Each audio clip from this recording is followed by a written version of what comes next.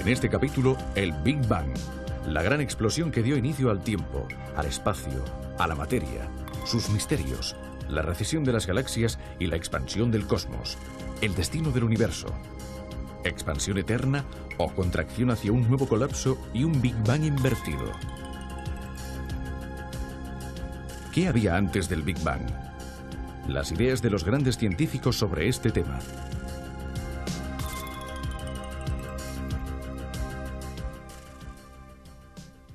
¿De dónde provienen una silla, una mesa, una concha o un mineral? Bien, todas estas cosas, al igual que todas las que vemos a nuestro alrededor, están compuestas por átomos, tan pequeños que ni siquiera podemos verlos. En los núcleos de los átomos, los protones y neutrones están compuestos por partículas todavía más pequeñas, los quarks. Pero al principio la materia no existía, no había nada de todo esto, ni átomos ni quarks. Era la nada. No el vacío, sino la nada, algo que, como comprenderán, resulta muy difícil de imaginar. Después, de pronto, como en los juegos de manos de los prestidigitadores, que de la nada sacan un pañuelo o una flor, aparecieron los átomos que dieron origen a todas las cosas que vemos a nuestro alrededor. Según la teoría que hoy prevalece, la del Big Bang, una gran explosión inicial creó la materia que vemos en el planeta en el que vivimos y también en el universo a partir de la nada. En este episodio hablaremos precisamente de este mágico momento que tuvo lugar en el origen del mundo que conocemos. Pero, ¿cómo pueden afirmar una cosa así los científicos? ¿Cómo han llegado a esta teoría del Big Bang? Nuestro recorrido empezará por un hecho que actualmente ya ha sido verificado por muchas observaciones y mediciones. El cielo estrellado que está sobre nosotros no es inmóvil, no está fijo, sino que está en expansión. Se está dilatando como un inmenso soufflé a una velocidad endiablada. Veamos el siguiente reportaje que nos explica cómo se ha llegado a esta conclusión. Nada parece más tranquilo, estático e inmutable que el cielo estrellado. Esos puntos luminosos temblorosos que son las estrellas y las galaxias vuelven a ocupar la misma posición estación tras estación y año tras año. Los únicos movimientos que son fácilmente observables no tienen nada que ver con las estrellas o las galaxias, sino con la Tierra, que al girar alrededor del Sol descubre nuevos paisajes celestes en el transcurso de su viaje anual. Sin embargo, los astrónomos han descubierto que la aparente inmutabilidad del universo, del que solo vemos una pequeña porción en el cielo nocturno, es una ilusión. Las galaxias y las estrellas que lo componen se alejan unas de otras a gran velocidad. Dicho de otro modo, vivimos en un universo en expansión. Pero, ¿cómo han podido los astrónomos darse cuenta de este extraordinario fenómeno? En 1927, el astrónomo estadounidense Edwin Hubble, al analizar la luz de las galaxias, se dio cuenta de que ciertas líneas del espectro de la luz, en vez de encontrarse en su posición habitual, se habían desplazado hacia el rojo. ¿Por qué? Este fenómeno singular llamado redshift, o desplazamiento hacia el rojo, se puede explicar con el llamado efecto Doppler de la luz. Debido a este efecto, la frecuencia de la luz emitida por una fuente que se aleja del observador se desplaza hacia el rojo. En cambio, si el emisor se acerca al observador, la frecuencia de la luz se desplaza hacia el azul. El efecto Doppler está provocado por el hecho de que la luz viaja siempre a la misma velocidad, la máxima posible en el universo. El desplazamiento hacia el rojo que los astrónomos pudieron medir en casi todas las galaxias solo puede significar una cosa. Estos cuerpos celestes están alejándose rápidamente los unos de los otros. Pero, ¿quién dota a estos aglomerados de centenares de millones, a veces de miles de millones de estrellas, de la energía necesaria para esta fuga que, como parecen indicar algunos desplazamientos hacia el rojo, se produce a velocidades cercanas a la de la luz? Para escapar de forma tan veloz, las galaxias no necesitan energía. De hecho, es el espacio el que se expande. Cada segundo, a la distancia de un año luz, se crean 15 milímetros de nuevo espacio. O sea, es la expansión del universo la que separa a las galaxias unas de otras. Y esto también explica por qué las galaxias más lejanas parecen escapar a una mayor velocidad. En el mismo segundo, es mucho mayor el espacio que se crea entre nosotros y una galaxia lejana que entre nosotros y una galaxia cercana. Basta recordar que por cada año luz de distancia, En un segundo se crean 15 milímetros de espacio nuevo. Para explicar cómo la expansión del universo provoca la recesión de las galaxias, veamos un ejemplo. Imagínense una pelotita con unos puntitos dibujados que son las galaxias. A medida que la hinchamos, los puntitos se alejan porque la pelotita se hincha y se expande, separando los puntos unos de otros, tal como sucede en el universo. Pero si el universo está en expansión, tal como concluyen las observaciones de los astrónomos, significa que este movimiento debe haberse iniciado en alguna parte. Entonces podemos pensar en hacer el recorrido a la inversa, ir hacia atrás en la expansión e imaginar qué pudo haber sucedido en el punto inicial. ¿Una explosión? ¿Un Big Bang, es decir, una gran explosión? Veamos con más detalle cuál es el razonamiento que sostiene esta hipótesis.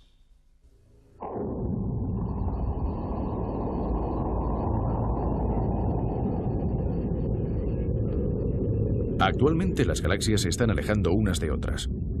Esto significa que en el pasado estaban más cerca. Si con una moviola imaginaria pudiésemos dar un vistazo a la sorprendente película de la expansión del universo a la inversa, nos daríamos cuenta de que en un momento dado las galaxias no solo se acercarían, sino que se fundirían entre ellas. Retrocediendo todavía más, todo el espacio y la materia que integra el universo se concentrarían aún más hasta convertirse en un punto. Los físicos llaman a ese punto la singularidad inicial. De ahí partió el Big Bang, es decir, la gran explosión. Una cosa está clara. En los momentos iniciales, la temperatura y la presión alcanzaron valores inimaginables. En consecuencia, el universo estaba muy caliente y, según los físicos, era también muy distinto del universo frío que hoy conocemos. No es posible trasladarse hasta el auténtico instante cero. En este viaje hacia atrás debemos detenernos en una pequeñísima fracción de segundo del inicio. Más allá de esta frontera no sabemos qué pudo haber. Incluso las leyes de la física conocida, es decir, la gravedad, la fuerza electromagnética y las otras interacciones, no existían como tales, al igual que no existía la materia, el espacio y el tiempo. Entonces, ¿qué sucedió en aquel punto y en aquel instante? Esta es una pregunta que se han planteado muchos sabios. Se trata de uno de los campos en los que no es posible experimentar porque no existe ningún experimento de laboratorio que permita recrear las situaciones iniciales de temperatura y presión producidas en el Big Bang. Por lo tanto, es necesario imaginar cuál pudo haber sido la secuencia de los acontecimientos e intentar remontarnos hasta los primeros momentos utilizando los conocimientos disponibles en la actualidad y formulando algunas hipótesis que pueden ser tal vez razonables, pero no demostrables todavía. Un físico inglés, el profesor Timothy Ferris, ha tenido una brillante idea divulgativa que veréis dentro de poco para poder guiar a los profanos en este difícil recorrido. Ha imaginado el trayecto a través de una larga escalera que lleva hasta el punto cero, hasta el punto inicial del universo. Y durante la subida es posible asomarse periódicamente a algunas ventanas para entender de qué forma podía presentarse la materia en los distintos estadios iniciales. Veamos esta reconstrucción.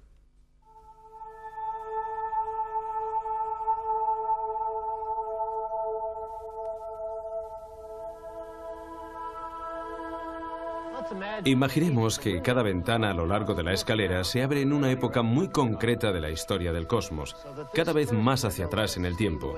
La primera ventana nos muestra el universo cuando tenía 1000 millones de años, la siguiente cuando tenía 100 millones, después 10 millones de años, y así hasta el final, cada vez más atrás. En cada ventana sucesiva, el tiempo del universo corresponde a una décima parte de la precedente. De esta forma, alcanzaremos rápidamente el primer segundo de vida del cosmos, y como veremos, durante ese segundo sucedieron muchas cosas. Nuestra galaxia, y posiblemente todas las demás, se formaron en los primeros 1000 millones de años de expansión del universo, cuando el gas primordial todavía era lo suficientemente denso para condensarse en estrellas y galaxias. No conocemos todos los detalles sobre cómo se formaron las galaxias, pero consideramos que tenemos un buen conocimiento de cómo era la Vía Láctea en su etapa de formación. Estas estrellas de primera generación estaban formadas sobre todo por hidrógeno y helio. Si hubiera existido vida inteligente en esos primeros días de existencia del universo, la tabla de los elementos que todos conocemos habría indicado solamente hidrógeno y helio. Después de haberse expandido durante casi 1 millón de años, el universo se hizo transparente a la radiación y los fotones pudieron viajar libremente sin chocar con las otras partículas. La luz se separó de la materia. De hecho, libres y sin la acción perturbadora de los fotones, los electrones pudieron unirse a los núcleos. Un electrón que orbita alrededor de un protón constituye un átomo de hidrógeno, el elemento más sencillo y abundante del universo. 2 electrones alrededor de una pareja de protones y una pareja de neutrones forman un átomo de helio.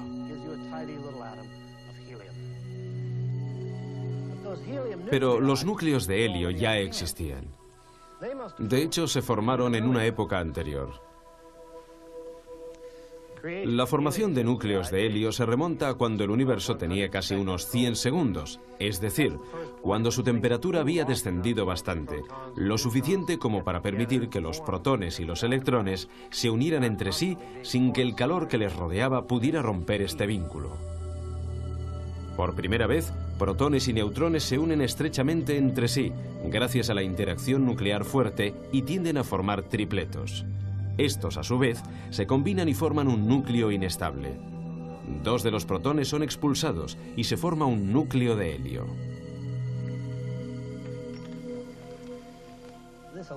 Este elaborado mecanismo de acoplamiento entre las partículas parece haber sido muy efectivo en los primeros instantes de vida del universo.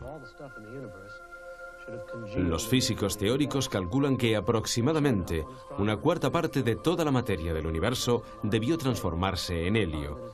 Y cuando los astrónomos, al estudiar la composición química del universo, descubrieron que, en promedio, 1/4 parte de la materia estaba formada por helio, tuvieron una de las pruebas más convincentes de que la teoría del Big Bang avanzaba en la dirección correcta.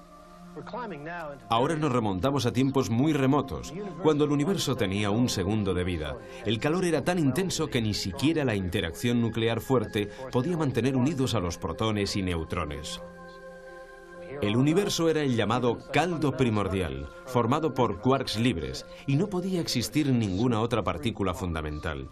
1/10 de segundo, 1/100ésima de segundo después del inicio del tiempo. El universo era tan denso que incluso los neutrinos, que son partículas subatómicas tan escurridizas que incluso pueden atravesar una plancha de plomo de un espesor de miles de millones de kilómetros, incluso los neutrinos, decía, no consiguieron escapar del caldo primordial de materia y energía.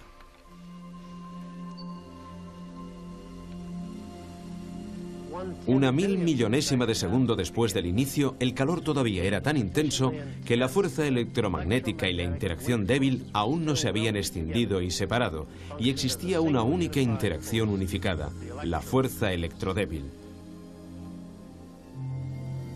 Durante este periodo de tiempo se crearon un gran número de partículas Z. Bosones débiles y fotones actuaban en conjunto y el universo estaba regulado por 3 únicas fuerzas en lugar de 4.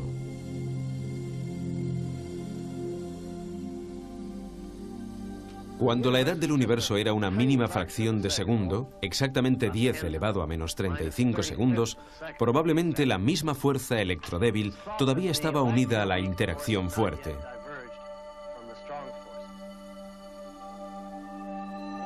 Durante un breve momento, la simplicidad natural prevista por las teorías unificadas fue real. El reino subnuclear era recorrido por partículas X y por quarks libres, gluones, bosones débiles y fotones danzaban transformándose sin cesar unos en otros. Solamente operaban 2 fuerzas en los primerísimos instantes de vida del universo, la gravedad y esta interacción conocida como gran fuerza unificada. Es posible que las cosas, en un momento todavía más remoto, fueran aún más sencillas.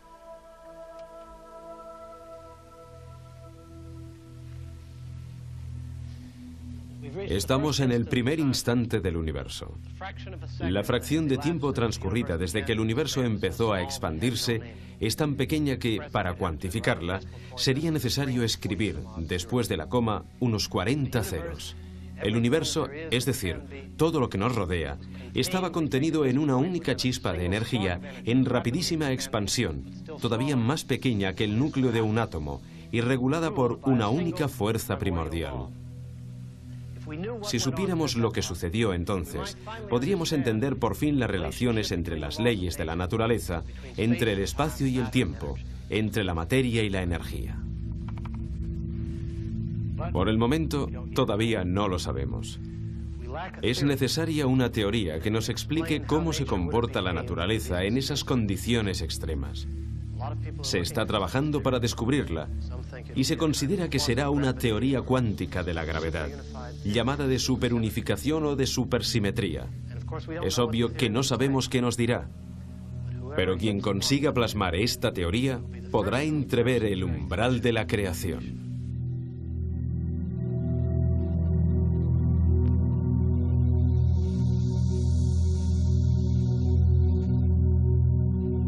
Naturalmente, no es fácil seguir este recorrido físico-matemático porque en un momento dado aparecen conceptos y situaciones que están muy alejadas de nuestra experiencia cotidiana. Por otra parte, los mismos físicos tienen dificultades para crear una reconstrucción tan distinta de todo lo que actualmente puede ser estudiado y experimentado. Pero ¿existe algún campo de la física que pueda resultar útil, por lo menos para intentar verificar algunas hipótesis? Bien, hemos hablado en Turín con uno de los más grandes físicos italianos, el profesor Tullio Regge, galardonado con el premio Einstein. Profesor Regge, ¿cómo pueden los científicos imaginar y experimentar, por así decirlo, el Big Bang? ¿Hay alguna manera de recrear al menos parcialmente las situaciones iniciales? La observación del Big Bang en sí misma no puede realizarse, aunque pueden verse sus efectos indirectos como la distribución de los elementos químicos en el universo, que nos da algunas informaciones sobre el Big Bang, pero ni los telescopios ni los radiotelescopios consiguen llegar a esa época. Se han detenido antes por varios factores. ¿Cómo podemos llegar a saber alguna cosa utilizando los aceleradores? En un acelerador de partículas, que normalmente son protones, estas chocan frontalmente a energías muy elevadas. La energía, según la famosa ecuación de Einstein, E igual a mc², se transforma en materia, es decir, se crean nuevas partículas y se crea una gota infinitesimal de ese plasma, como lo llaman los físicos, que empapaba el universo primordial. Se trataba de una materia de altísima densidad y altísimas temperaturas. O sea que prácticamente es como hacer circular dos bolas en sentido contrario dentro de un anillo que chocan en pleno aire, como si se disparasen dos cañonazos esperando que las balas de cañón choquen en pleno aire y... En este caso crearían materia. En este caso crearían materia. Como sucedió en el Big Bang. Y también antimateria. Es más, habitualmente una de las dos partículas es un antiprotón y, en consecuencia, antimateria, y la otra es el protón.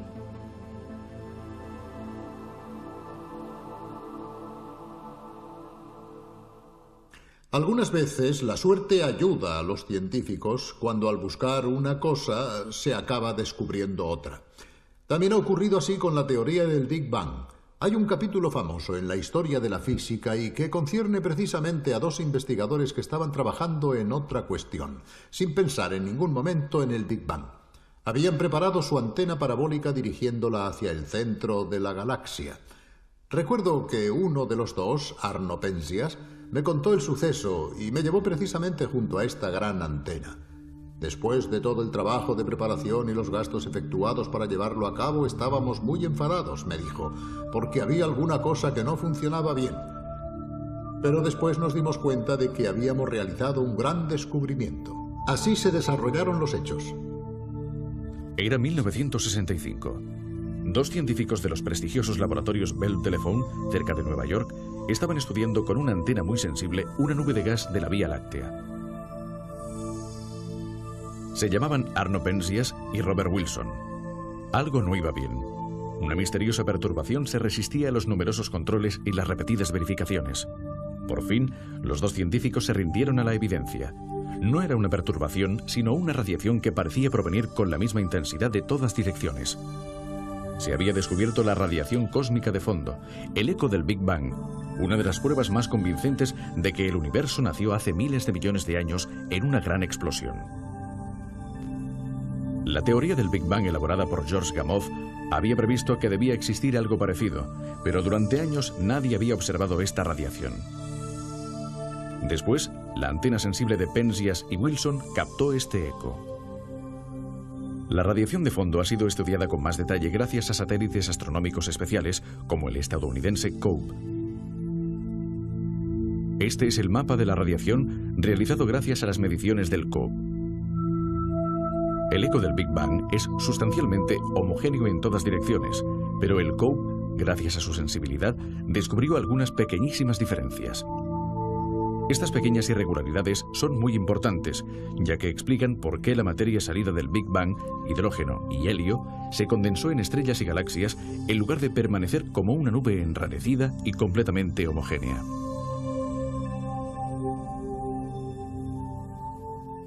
Naturalmente hay una pregunta que todos nos planteamos. Bueno, el Big Bang es difícil de describir, de comprender en sus detalles.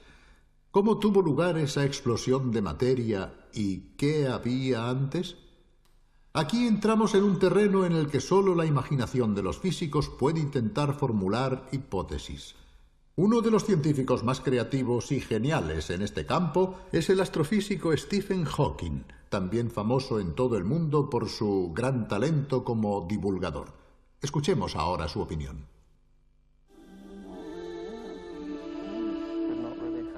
Podría ser que el universo no tuviera un inicio. Podría ser que el espacio-tiempo forme una superficie cerrada, sin límite, como la superficie de la Tierra, pero con otras dos dimensiones. Si la hipótesis de que el espacio-tiempo es ilimitado, pero finito, es correcta,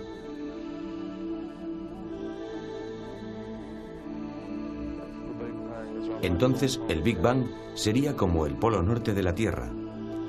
Preguntarse qué sucedió antes del Big Bang es como preguntarse qué le sucede a la superficie de la Tierra 1 kilómetro al norte del polo norte.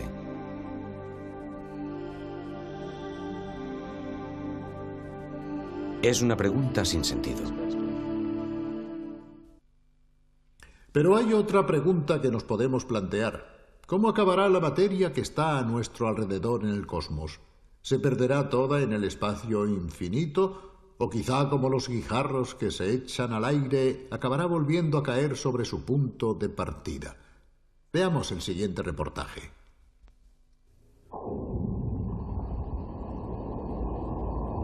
¿Cuál será el destino del universo? ¿Continuará su expansión eternamente, haciéndose cada vez mayor y más frío, hasta que por fin todas las estrellas se apaguen y la materia, ya oscura e inerte, continúe vagando por el cosmos sin evolución posterior?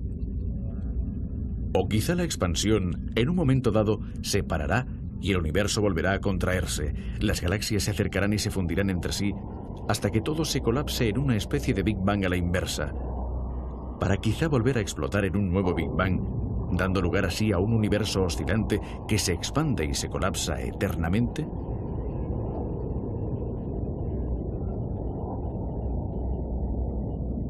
Muchos de estos interrogantes están destinados a permanecer sin respuesta, pero algunos aspectos se pueden conocer, como por ejemplo, si el universo se expandirá indefinidamente.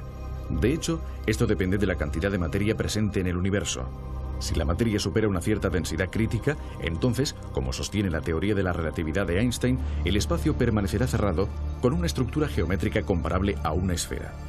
Pero en un espacio cerrado el tiempo es finito, la expansión se detendrá y todo volverá a colapsarse para concluir en un Big Bang invertido. En cambio, si la cantidad de materia no es suficiente, el espacio se curvará, pero asumirá una forma geométrica abierta, como esta superficie hiperbólica. En un espacio infinito, también el tiempo será infinito, y entonces la expansión proseguirá indefinidamente. Entonces, la materia es suficiente o insuficiente para cerrar el espacio.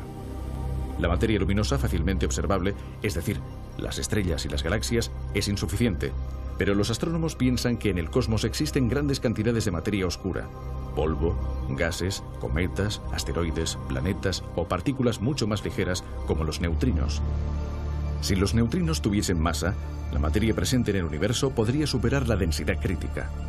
De todas formas, a través de las observaciones más detalladas, parece ser que la densidad del universo es inferior a la crítica y que, por lo tanto, la expansión está destinada a durar eternamente. Obviamente no se pueden excluir las sorpresas en el futuro. La masa que falta para alcanzar esa densidad podría surgir allí donde nadie sueña siquiera en buscarla.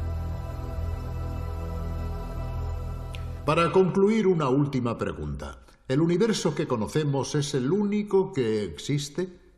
¿No podría ser que al encontrarnos en su interior no podamos ver más allá de este horizonte, de esta dimensión, mientras que, en realidad, podrían existir muchos otros universos paralelos, concéntricos o que se cruzan?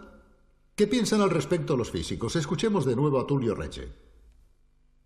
Muchísimas personas imaginan universos fuera del nuestro e intentan comprender qué sucedió en el Big Bang. Nosotros no sabemos qué sucedió en el Big Bang, pero existen muchísimas teorías. Haciendo una comparación, para abrir una puerta necesitamos unas llaves. Quien no tiene llaves no puede abrir la puerta, pero tampoco se abre la puerta si encontramos un manojo con 1.000.000 de llaves, porque no se sabe cuál es la correcta. En cierto modo nos encontramos en esta segunda situación. Hay muchísimas teorías que tratan de imaginar qué sucedió en el momento del Big Bang. Puedo catalogar algunas de estas hipótesis extrañas sobre el Big Bang. Que el número de las dimensiones del espacio no sea 3, sino mucho más elevado, incluso infinito. Que exista, como ha postulado Hawking, una transacción cuántica en el espacio a través de direcciones imaginarias en el tiempo, algo muy complejo matemáticamente. Y que el espacio se haya ramificado, que haya creado universos paralelos. No conocemos las respuestas a algunas de estas preguntas porque para hacerlo sería necesario llegar exactamente al momento del Big Bang, y aquí precisamente es donde hallamos dificultades enormes. Podemos imaginar las cosas, hacer teorías cada vez más fantásticas y probablemente la verdad, en sentido retórico, es que todas estas ideas, de alguna manera, estarán engarzadas en una misma imagen del universo, y todas estas cosas nos dirán algo sobre el inicio de los tiempos, de una forma que, de momento, es totalmente inimaginable. Bien, acabamos aquí por hoy. Creo que al preguntarnos sobre estas cuestiones nos damos cuenta de cuántas cosas quedan todavía por estudiar y por descubrir. Puede que jamás obtengamos ciertas respuestas, pero es bonito pensar que la inteligencia humana intenta afrontar también este gran desafío, que no se conforma nunca con las respuestas y que se plantea siempre nuevas preguntas. Hasta pronto, hasta la vista.